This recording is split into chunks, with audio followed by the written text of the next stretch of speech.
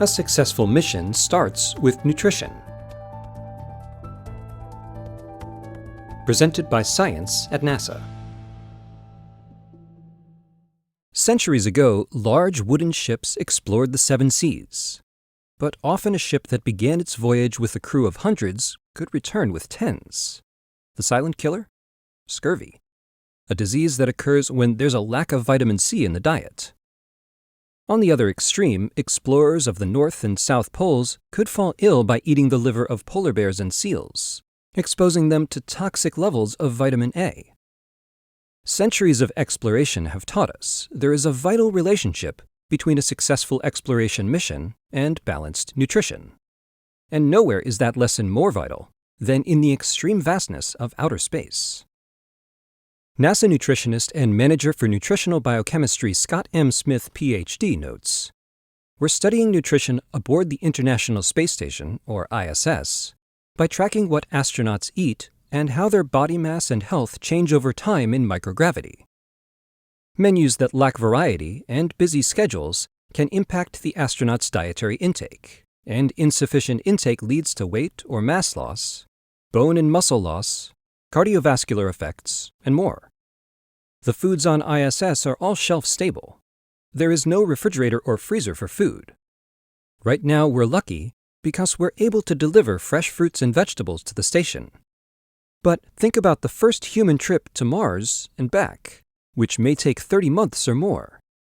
How do we maintain optimal nutrition for our astronauts over that much time?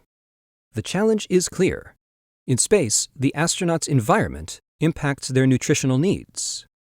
Astronauts have higher radiation exposure, higher atmospheric levels of carbon dioxide, low humidity, and microgravity, which can all have effects on their health.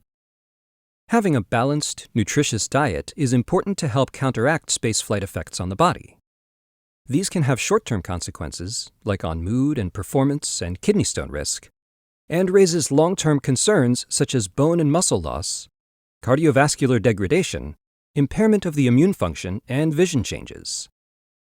Smith says the foods we give them will be of utmost importance for counteracting these effects, which is why we need to find ways to keep the food palatable, nutritious, and safe, even after it's stored for months or years. Keeping an eye on intake will be important too. Currently on ISS, astronauts use an iPad app to track intake, and this gives them real-time information on their diet. The nutrition team and flight surgeons also watch this information to help provide feedback to astronauts.